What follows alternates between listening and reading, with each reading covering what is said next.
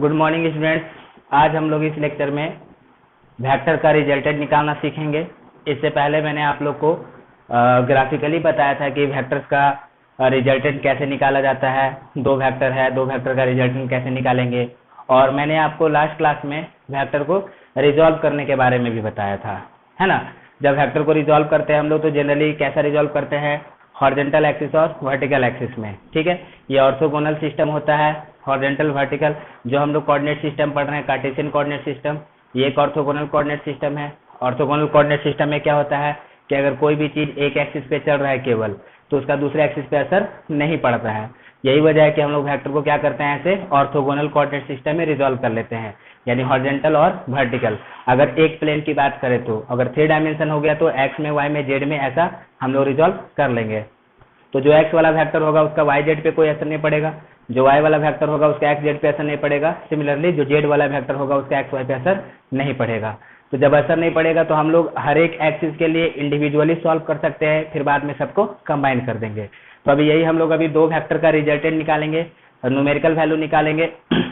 तो यहाँ पे हम लोग को ट्रिग्नोमेट्री का जरूरत पड़ेगा।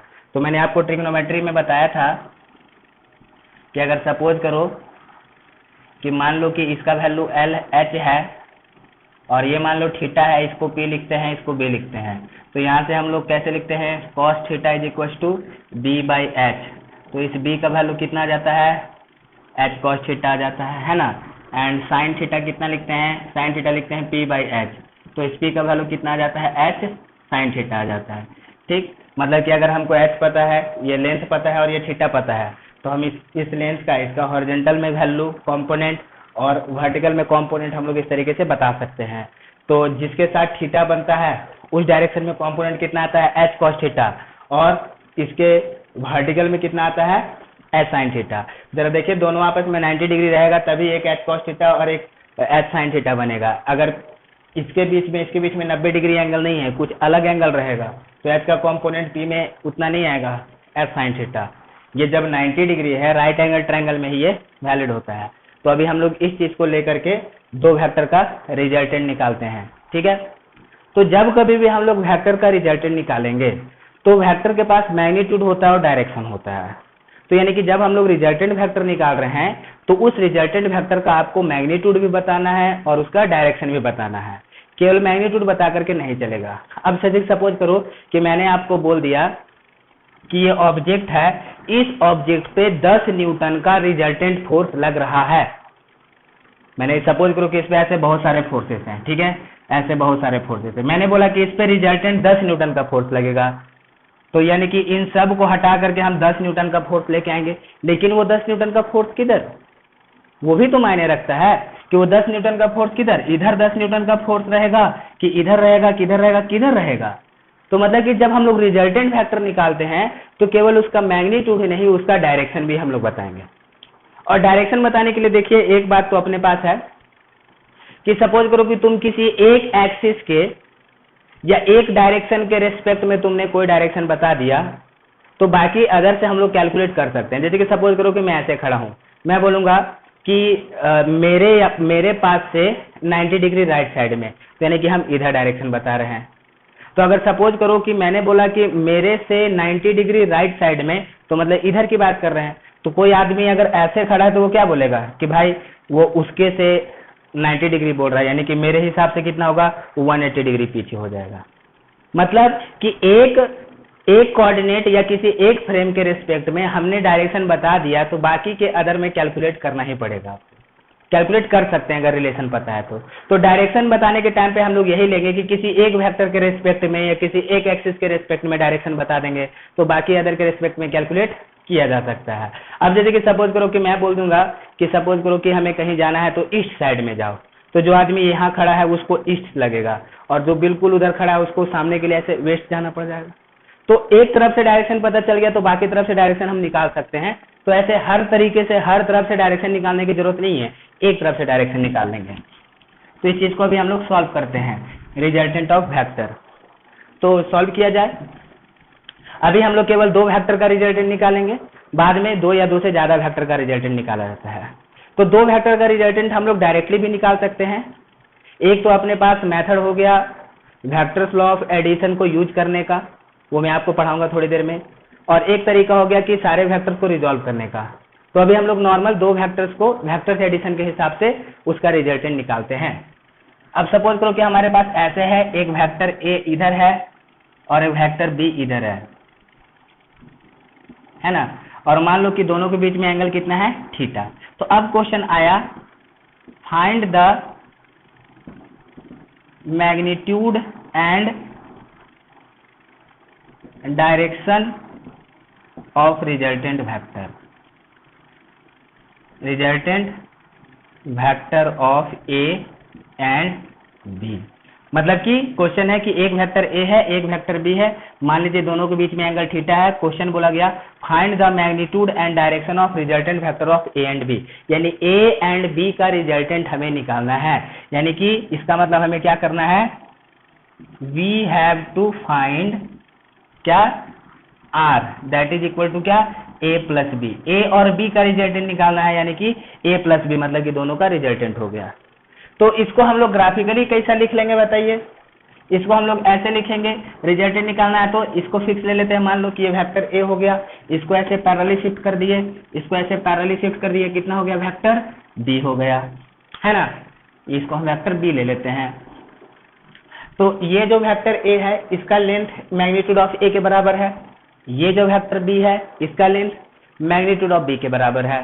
ठीक, हमने एक के हेड पे दूसरे का टेल रख दिया, दोनों के बीच में एंगल थीटा है, तो ये वाला एंगल कितना रहेगा, थीटा रहेगा, है कि नहीं। एंगल चेंज नहीं होता है जब पैरेलली शिफ्ट करते हैं, तो एंगल हेड टू हेड और टेल टू टेल लिया जाता है, और जब इस तरीके से हेड टू टेल रखते हैं तो ये वाला एंगल बिटवीन द वेक्टर बन जाता है, ठीक है ना। अब यहां से रिजल्टेंट क्या आएगा बच्चों, शुरू के टेल से जो लास्ट का हेड मिलाया जाएगा यही हो जाएगा ए और बी का resultant, and this will be equal to कितना, ए प्लस बी। यही आर का कितना हो गया, ए प्लस बी हो गया। तो ये जो हमने वेक्टर दिखाया R that is equal to A plus B, ये अभी मैग्नीट्यूड और डायरेक्शन दोनों को रिप्रेजेंट कर रहा है। तो हम लोग इसका मैथमेटिकली वैल्यू निकालते हैं कि मान लीजिए जो आर आया तो इस आर का मैग्नीट्यूड कितना आएगा, मतलब कि इसका लेंथ कितना आएगा ये बताना है ना, और इसका डायरेक्शन किधर है। तो डायरेक्शन हम किसी एक तरफ से दिखा देते हैं कि मान लीजिए ये जो आर है, देखिए सपोज करो कि ये जो बी था, ऐसे बी थीटा पे था, ये मान लो आर जो है वो ए के साथ डेल्टा एंगल बता रहा है। तो अब हमारा यहाँ पे काम क्या है कि इस आर का वैल्यू बताना, यानी इसका मैग्नीट्यूड बताना और ये डेल्टा बताना। अगर हमने इसका वैल्यू बता दिया, इसका लेंथ बता दिया, यानी कि रिजल्टेंट वेक्टर का वैल्यू बता दिया, और ये डेल्टा बता दिया, मतलब कि डायरेक्शन बता दिया कि भाई ए के साथ इतने डायरेक्शन पे। तो जब ए के साथ डायरेक्शन पता है तो बी के साथ भी डायरेक्शन पता हो जाएगा। कैसे, ये ए और बी के बीच में थीटा एंगल है, अगर हमने इसके साथ डेल्टा बता दिया तो बी के साथ कितना डायरेक्शन होगा यार। जैसे कि मान लो तुम ऐसे समझो कि सपोज करो कि ये 60 डिग्री है ना, मैंने बोला कि भैया इसके साथ 10 डिग्री, तो इसके साथ तो कैलकुलेट कर ही लेंगे ना, इसके साथ कितना 50 डिग्री, तो किसी एक के साथ भी डायरेक्शन बता दिया तो अपना काम बन गया। तो इन जनरली हम लोग ऐसे हॉरिजॉन्टल वाले के साथ डायरेक्शन बताते हैं। ठीक, अब आर का वैल्यू कैसे लिखेंगे, हम लोग चाहे यहाँ पे तो डायरेक्ट कोसाइन रूल वगैरह भी इस्तेमाल कर सकते हैं, लेकिन यहाँ पे मैं आपको दूसरे मेथड से निकालता हूँ, रिजॉल्व करके। अभी मैंने आपको क्या बताया था कि रिजल्टेंट निकालने के टाइम पे हमें वेक्टर को रिजॉल्व करना पड़ेगा, तो जरूरत पड़ने पे हम लोग वेक्टर को किसी भी तरीके से रिजॉल्व करते हैं, लेकिन इन जनरली वेक्टर को हम लोग हॉरिजॉन्टल और वर्टिकली रिजॉल्व करते हैं।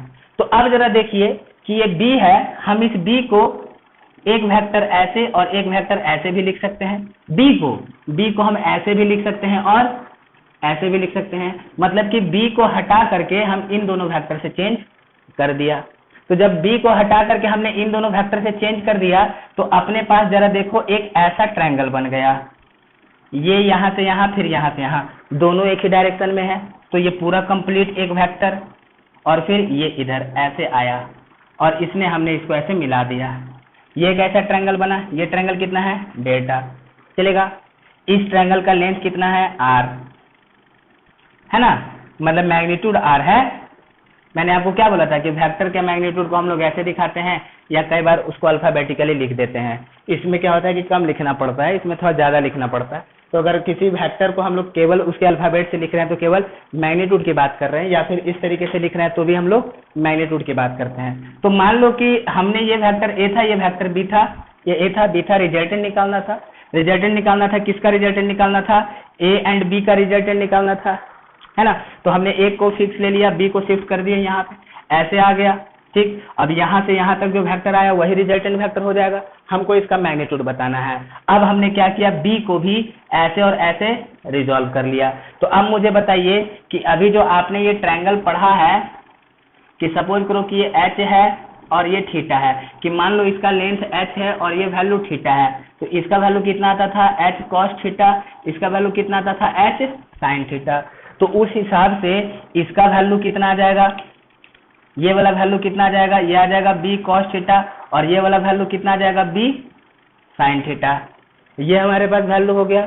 तो अब ये जो हमारे पास ट्रायंगल बना, इस ट्रायंगल का पूरा लेंथ कितना आ गया, a plus B cos theta आ गया, a plus B cos theta, और इसका वैल्यू कितना आ गया, b साइन थीटा हो गया। और दोनों आपस में क्या होता है, ये 90 डिग्री होता है ना, और ये कैसा हो गया, 90 डिग्री। जब हम लोग ऐसा रिजॉल्व करते हैं हॉरिजॉन्टल और वर्टिकल में, ऑर्थोगोनल कोऑर्डिनेट सिस्टम में ही ना, तो ये दोनों के बीच में 90 डिग्री ही है, तो ये और ऐसे लिख दिया। तो सिमिलरली ये b cos theta, b sin theta, ये एंगल कितना, 90 डिग्री।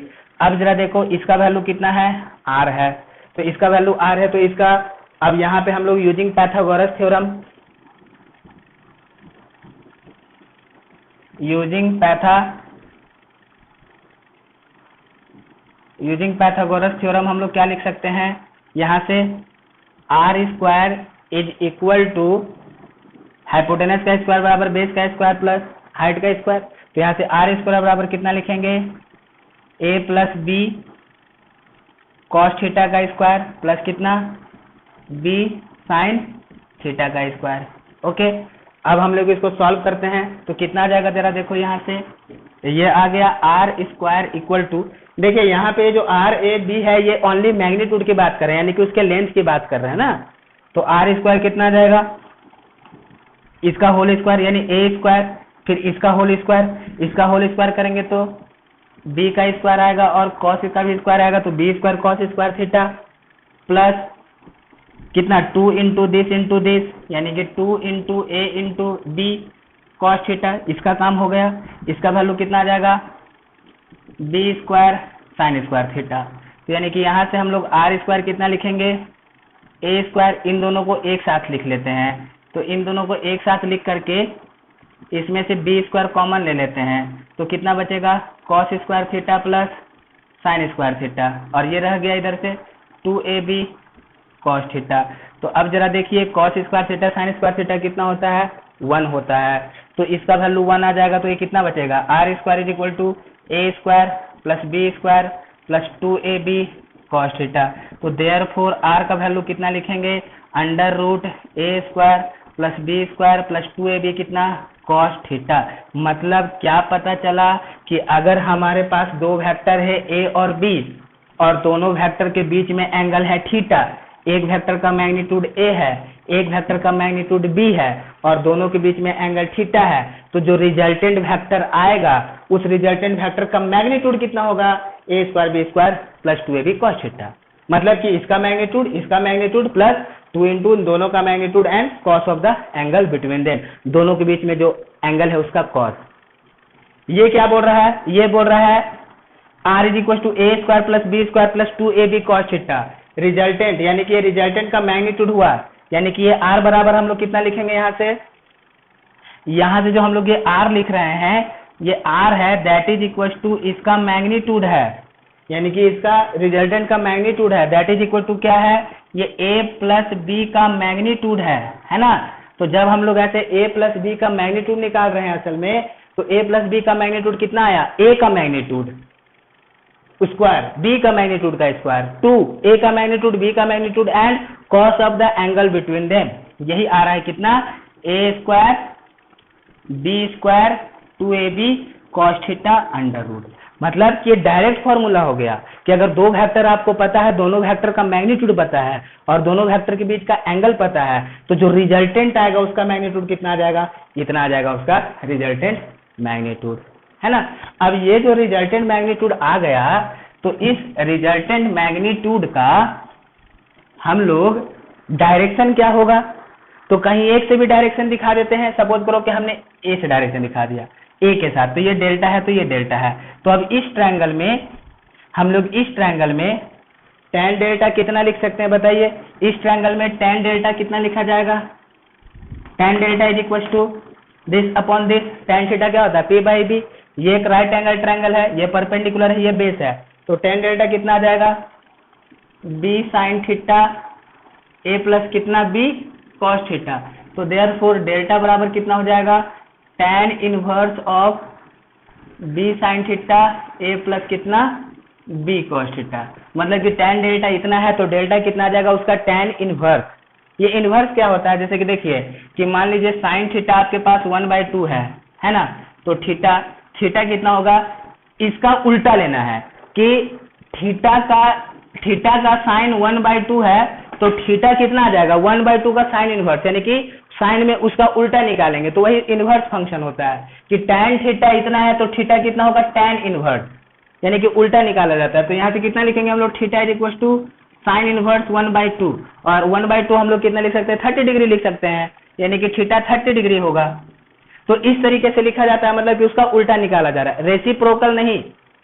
रेसिप्रोकल अलग चीज हो गया यहाँ पे, ये इनवर्स मतलब कि उसका उल्टा। हमने जैसे कि साइन थीटा 1/2 लिखा, तो हमने थीटा थोड़े ना इसका 1/2 का उल्टा कर दिया, इनवर्स किया। इनवर्स मतलब कि उसको साइन में अपोजिट प्रोसेस में चलना है, तो ये इनवर्स होता है। तो यहाँ पे डेल्टा कितना हो गया? tan इनवर्स b बाई ए। मतलब कि हमने क्या किया कि अगर दो वेक्टर दिया हुआ है a एंड b, और दोनों वेक्टर का मैग्नीट्यूड पता है, दोनों वेक्टर के बीच का थीटा पता है, तो जब इन दोनों वेक्टर का जो रिजल्टेंट आएगा, वो रिजल्टेंट कितना आ जाएगा? उस रिजल्टेंट का वैल्यू इतना होगा।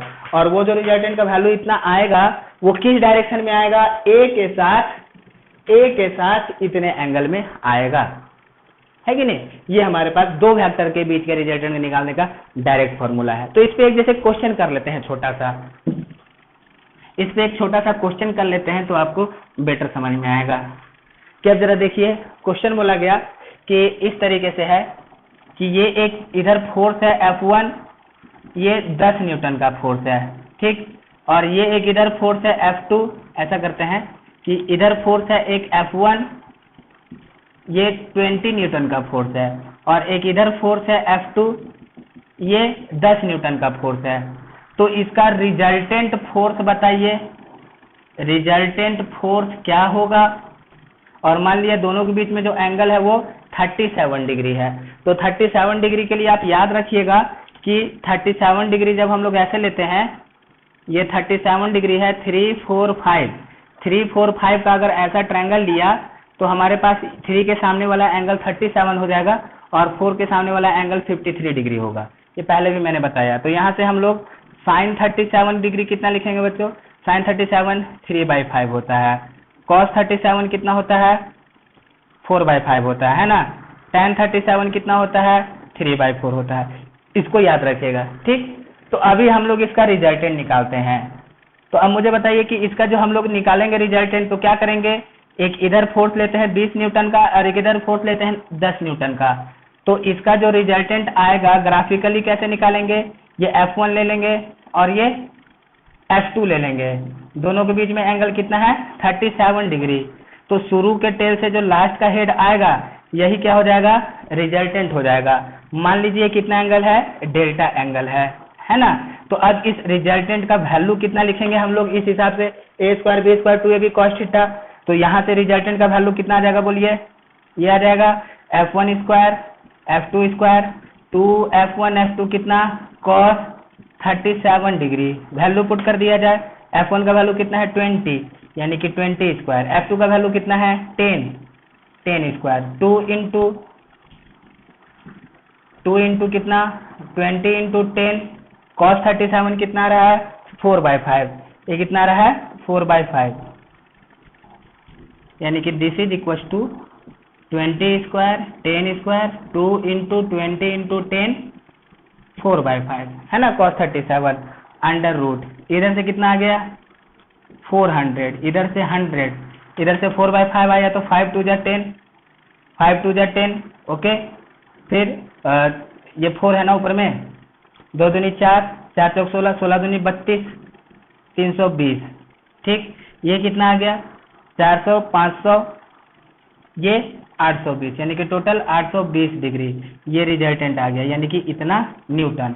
तो कहने का मतलब ये है कि जो एक फोर्स है 20 न्यूटन का, एक फोर्स है 10 न्यूटन का, तो इसको हटा करके एक सिंगल फोर्स लगा दो, इसको हटा करके एक सिंगल फोर्स लगा दो, कितने न्यूटन का, √820 न्यूटन का। तो ये जो सिंगल फोर्स है वो इन दोनों के बराबर काम करेगा। तो ये जो सिंगल फोर्स लगाएंगे √820 न्यूटन का, वो किधर लगाएंगे? तो मान लिया कि हम F1 के साथ डेल्टा एंगल पे लगाएंगे। तो जब F1 के साथ डेल्टा एंगल पे लगाएंगे तो उस डेल्टा का वैल्यू क्या होगा? तो उस डेल्टा का वैल्यू क्या होगा, देखिए हम इसके साथ निकाल रहे हैं ना, इसके साथ निकाल रहे हैं डेल्टा। तो जैसे कि नीचे वाले के साथ डेल्टा निकाला जा रहा है, ए के साथ डेल्टा निकाला जा रहा है, तो tan डेल्टा कितना हो जाएगा, ये tan डेल्टा, यहाँ पे b के जगह पे F2 है ना, कैसे लिखेंगे, F2 sin 37 F1 plus F2 cos 37, यानी कि that is tan delta equal to F2 sin 37 कितना है, F2 10 इंटू साइन 37 3/5 है ना, ये 20 प्लस 10 इंटू कितना 4/5, ये कितना हो जाएगा 5 2 जा 10, ऊपर में बचेगा 6, 5 2 जा 10, ये 4 2 जा 8 और 20 कितना 28, यानी इसको फिर से 3 114, यानी कि देयरफॉर हमारे पास कितना आ गया, tan delta is equal to 3/14, therefore delta is equal to कितना tan इनवर्स 3/14। मतलब कि इन दोनों फोर्स को हटा करके एक सिंगल फोर्स लेके आइए √820 न्यूटन का, और वो फोर्स को इस डायरेक्शन के साथ इतने एंगल पे लगाएंगे, तो ये दोनों फोर्स जितना काम करेगा उसके बराबर ये अकेला फोर्स काम करेगा, और यही क्या है, इसका रिजल्टेंट है। तो दो वेक्टर का जब भी हम लोग रिजल्टेंट निकालेंगे तो डायरेक्ट इसी मेथड से निकाल लेंगे कि अगर हमारे पास दो वेक्टर है ए एंड बी, और बोला कि ए एंड बी का रिजल्टेंट क्या होगा, ए एंड बी का रिजल्टेंट यानी कि ए प्लस बी पूछ रहा है ना, तो ए प्लस बी पूछ रहा है, तो हमने वेक्टर ए है बी है, तो ए प्लस बी कैसे निकालेंगे, ए को रख लिया, बी को उसके हेड पे रखा और रिजल्टेंट मिलाया, तो वो क्या हो गया, ए प्लस बी हो गया। तो ए प्लस बी का रिजल्टेंट कितना आ जाएगा, इतना आ जाएगा, वैल्यू अपने पास ये है। तो ये हमने मैथमेटिकली वैल्यू निकाल लिया है, समझ में आया, ठीक है। एक क्वेश्चन और हम लोग जैसे कर लेते हैं इस पे, ठीक है, एक क्वेश्चन और करते हैं।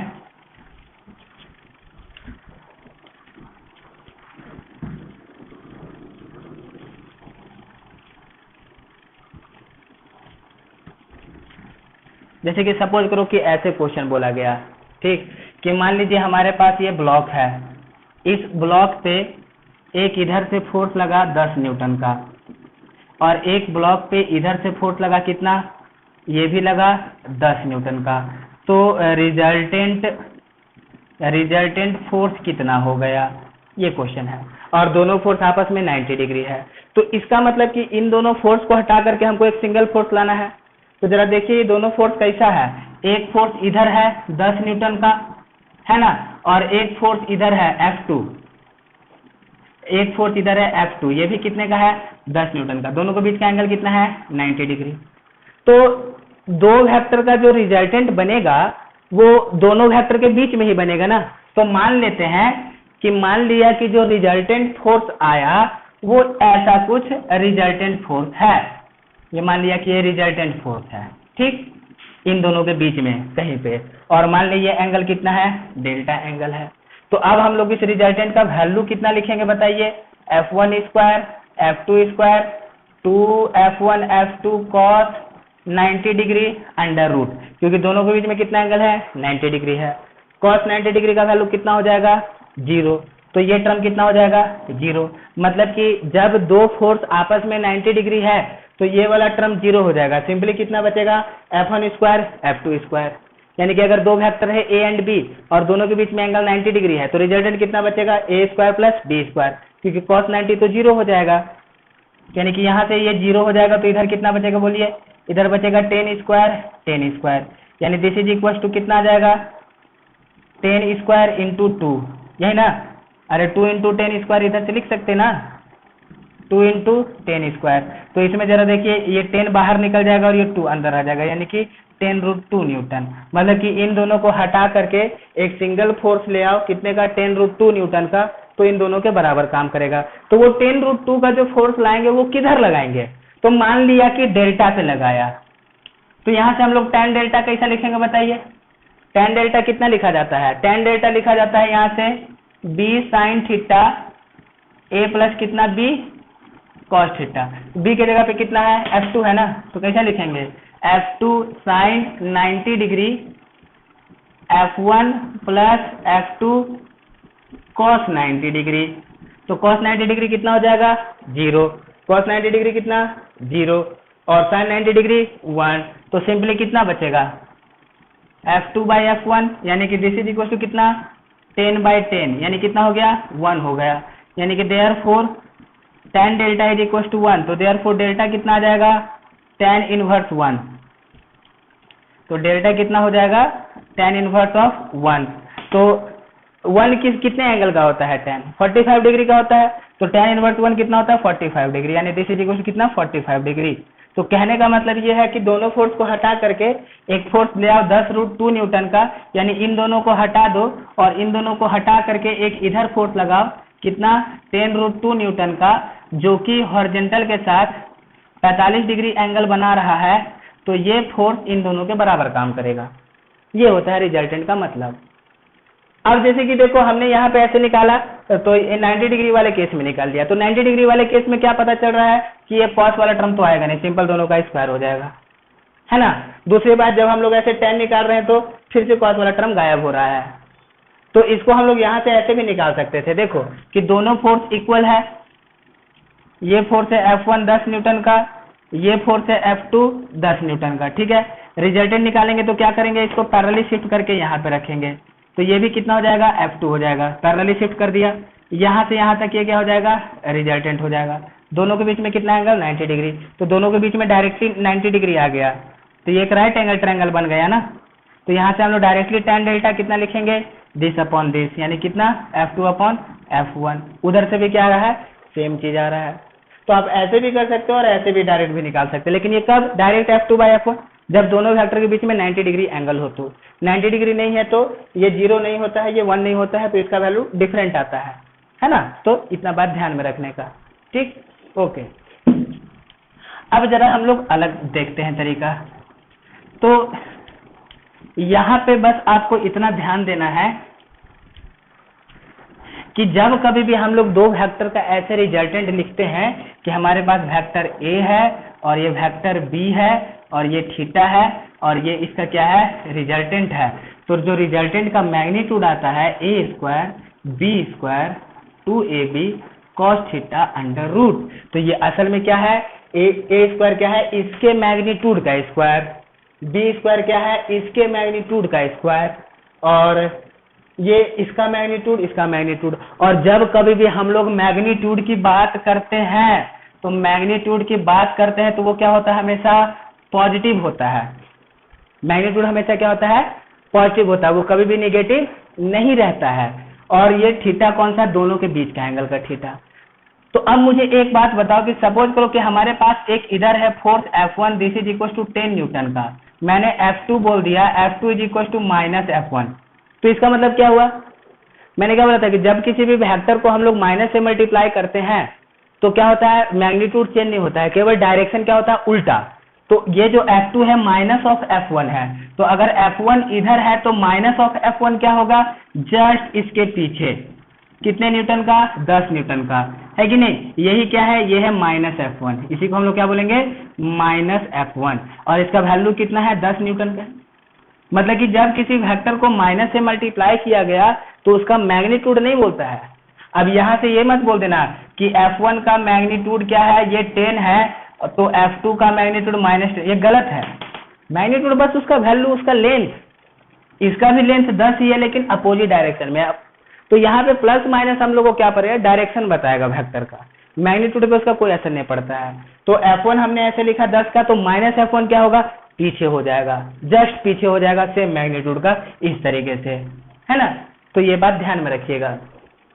तो यहाँ से अभी एक चीज और निकालते हैं हम लोग, दूसरा फॉर्मूला, कि हमारे पास अभी ऐसा है कि वेक्टर A है हमारे पास ऐसे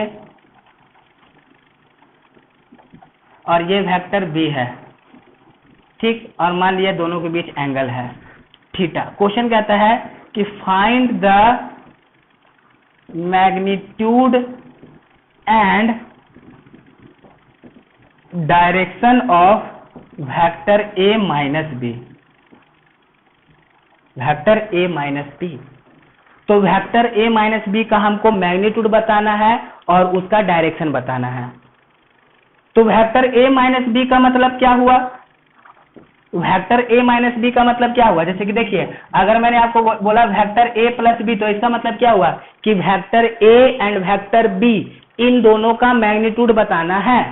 तो उसी तरीके से वेक्टर ए माइनस बी है तो इसका हम मतलब हम लोग को क्या है कि vector A and minus vector B का मैग्नीट्यूड बताना है ना, कि वेक्टर ए प्लस बी है तो यानी कि vector A and vector be in दोनों का मैग्नीट्यूड बताना है।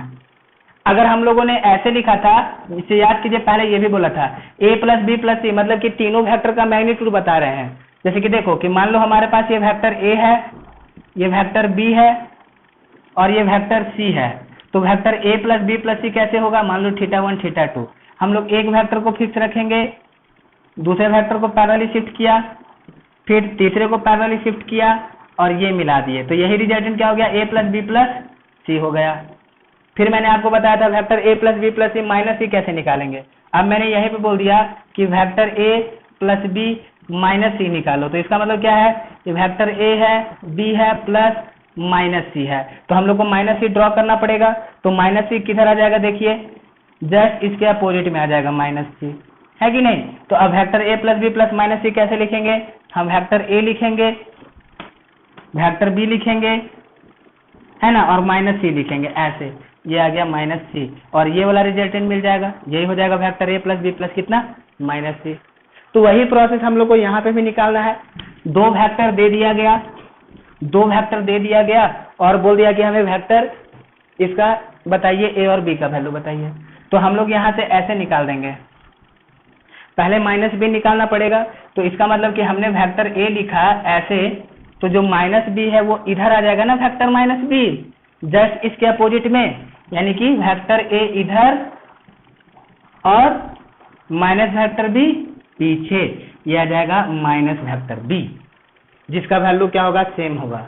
यानी कि बी का मैग्नीट्यूड लिखो या माइनस बी का मैग्नीट्यूड, दोनों क्या होगा, सेम। अब एक बात जरा गौर कीजिए कि ये एंगल थीटा था, यानी कि वेक्टर ए और बी के बीच में एंगल थीटा था, तो वेक्टर ए और माइनस बी के बीच में कितना एंगल बनेगा, ये तो पूरा स्ट्रेट लाइन है ना, ये पूरा स्ट्रेट लाइन है, तो ये एंगल कितना बचेगा, ये एंगल बचेगा 180 डिग्री माइनस थीटा। तो मान लो कि हम इसको ले लेते हैं अल्फा, मान लिया कि हमने क्या ले लिया, इसको अल्फा ले लिया। ये वेक्टर ए है, ये वेक्टर बी है, हमने इसको अल्फा ले लिया। तो अब ऐसे ले लेते हैं कि देखिए हम इसको मान लेते हैं कि let minus B vector is equal to C and let 180 degree minus theta is equal to alpha, हम ऐसे मान लेते हैं। तो यानी कि हमें क्या निकालना है, हमें निकालना है वेक्टर ए प्लस, हमें ए माइनस बी निकालना है, यानी कि that is A plus minus B निकालना है, यानी कितना लिखना है, ए प्लस वेक्टर सी लिखना है। हमने ऐसे ले लिया, तो हमने वेक्टर माइनस बी को वेक्टर सी ले लिया और ये 180 डिग्री माइनस थीटा कितना ले लिया, अल्फा ले लिया। तो यहाँ से हम लोग कैसे लिखेंगे, ये वेक्टर ए लिख दिया और ये वेक्टर सी लिख दिया और ये एंगल कितना लिख दिया, अल्फा। तो रिजल्टेंट क्या होगा बताइए, रिजल्टेंट हम लोग कैसे निकालेंगे, किसी एक वेक्टर को फिक्स करके दूसरे को शिफ्ट कराते हैं। तो मान लो कि हमने क्या किया, वेक्टर ए को ऐसे रखा और सी को ऐसे शिफ्ट कराया पैरेलली, ये मान लो कि वेक्टर सी आ गया, है ना। तो ये एंगल अल्फा है, तो ये एंगल भी कितना हो गया, अल्फा हो जाएगा ना। हमने इसको यहाँ से ऐसे मिला दिया, तो ये क्या हो जाएगा, रिजल्टेंट किसका, ए और सी। यही आर कितना हो जाएगा यहाँ पे, R is equal to A plus C, that is A plus C, यानी कि that is A plus minus B, यानी कि वेक्टर ए माइनस बी, यही रिजल्टेंट। यानी ये किसको रिप्रेजेंट कर रहा है, ए माइनस बी को, यानी सी को ही हमने माइनस बी लिया हुआ है, ऐसे लिख देंगे। तो अब यहाँ पे डायरेक्ट जो हमने दो वेक्टर के बीच का रिजल्टेंट निकाला था, तो यहाँ से हम लोग डायरेक्ट कैसे लिखेंगे बताइए, आर स्क्वायर बराबर कितना, ए स्क्वायर सी स्क्वायर 2ac कॉस अल्फा, दोनों के बीच में एंगल कितना है, अल्फा है, ठीक। तो अब इसको कैसे लिखेंगे, ए स्क्वायर प्लस सी स्क्वायर, मतलब कि सी का मैग्नीट्यूड, सी स्क्वायर मतलब कि जो सी का मैग्नीट्यूड है उसका स्क्वायर। तो सी का मैग्नीट्यूड किसके बराबर आएगा, माइनस बी के मैग्नीट्यूड के बराबर, और माइनस बी का मैग्नीट्यूड किसके बराबर आएगा, बी के बराबर आएगा, है कि नहीं। सी बराबर कितना है, वेक्टर सी, ये माइनस बी है, तो सी का मैग्नीट्यूड बराबर माइनस बी का मैग्नीट्यूड, और ये किसके बराबर आएगा, बी के मैग्नीट्यूड के बराबर ही आ जाएगा। तो यहां से हम लोग कितना लिख देंगे इसको, बी स्क्वायर 2a, फिर से सी का मैग्नीट्यूड किसके बराबर, बी के बराबर, कॉस 180 माइनस कितना, थीटा, यानी कि this is equal to A square plus B square 2ab cos 180 minus theta कितना, माइनस कॉस थीटा। तो माइनस कॉस थीटा लगाएंगे तो क्या आ जाएगा, इधर आ जाएगा माइनस, यानी कितना 2ab cos theta under root, ये क्या हो जाएगा, रिजल्टेंट।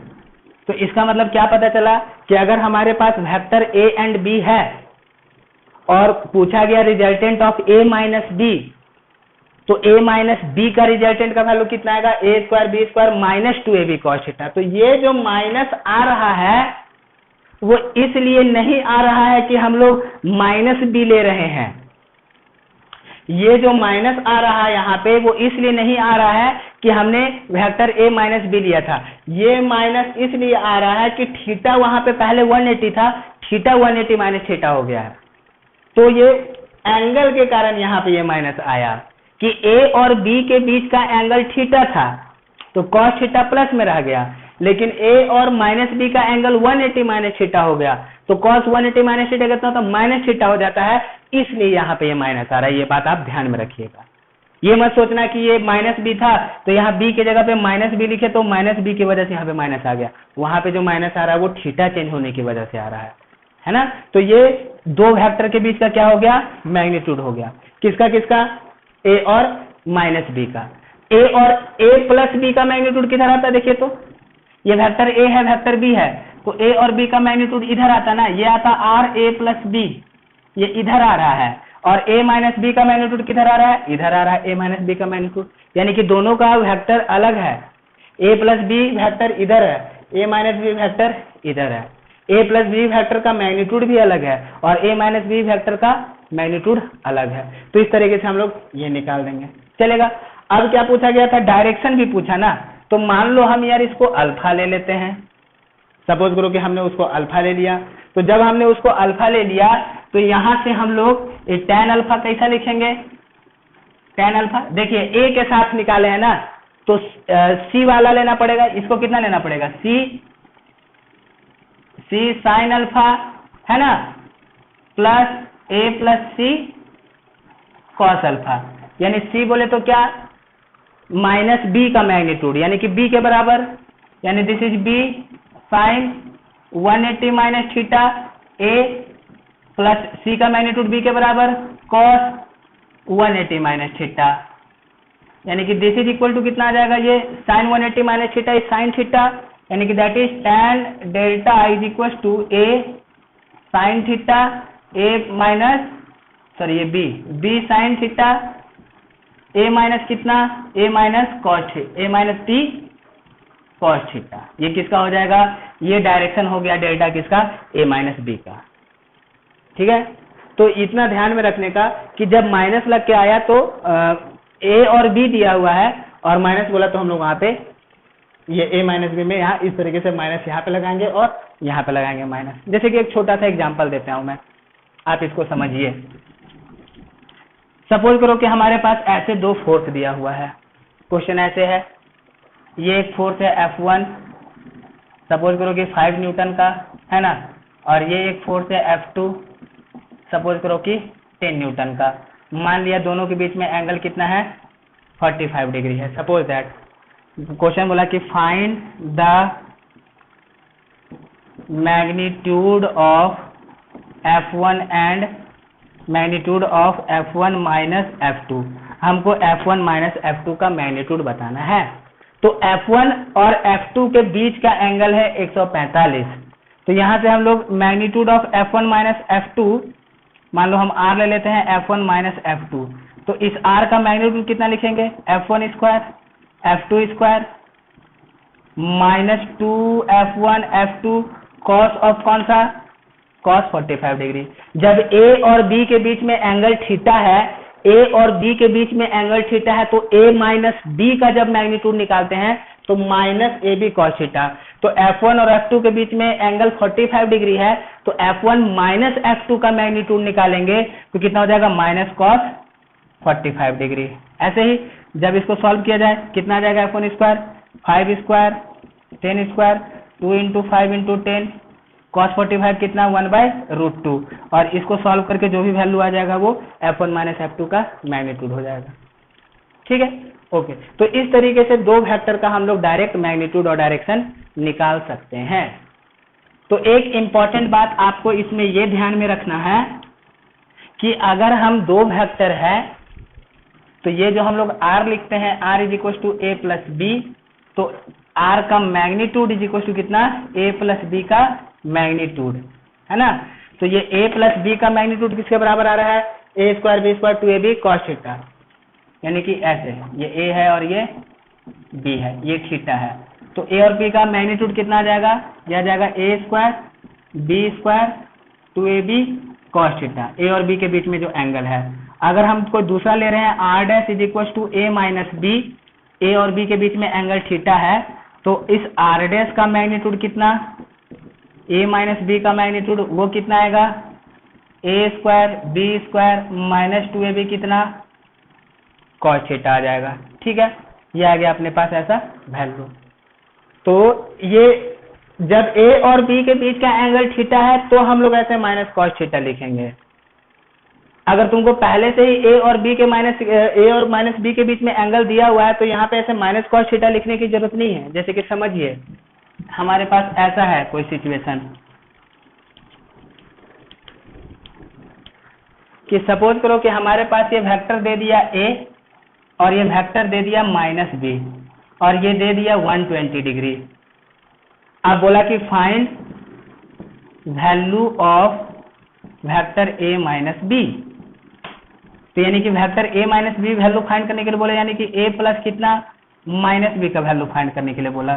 तो यहाँ पे A और माइनस बी एक दे रखा है, ये माइनस बी पहले से दे रखा है, यानी कि इन दोनों का ही मैग्नीट्यूड डायरेक्टली पूछ रहा है, और इन दोनों के बीच में कितना एंगल है 120 डिग्री।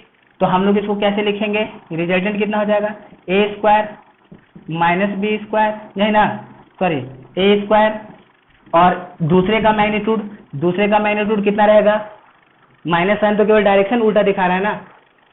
ये A माइनस बी का रिजल्टेंट पूछा गया, A वेक्टर इधर दिखाया, माइनस बी वेक्टर इधर दिखाया, कंफ्यूज करने के लिए केवल कि एक वेक्टर A ले लिया इधर और एक वेक्टर क्या ले लिया, माइनस बी ले लिया, पहले से ही B ना लेकर के माइनस बी लिया। इससे पहले जो हम लोग वेक्टर A और B ले रहे थे और दोनों के बीच में एंगल दिखा रहे थे थीटा, और फिर फाइंड कर रहे थे वेक्टर A माइनस बी। यहाँ पे क्या है कि यहाँ पे पहले से ही माइनस वेक्टर बी दिया हुआ है, तो ऐसा करते हैं और बोला गया कि वेक्टर A माइनस बी निकालिए। ठीक, तो ये बस कंफ्यूज करने के लिए आपको दिया हुआ है। अगर आप यहाँ पे ये माइनस साइन देखो और अगर तुमने प्रीवियस फॉर्मूले के अकॉर्डिंग ऐसा लिख दिया A square B square minus 2AB into cos 120 degree, तो ये गलत हो जाएगा।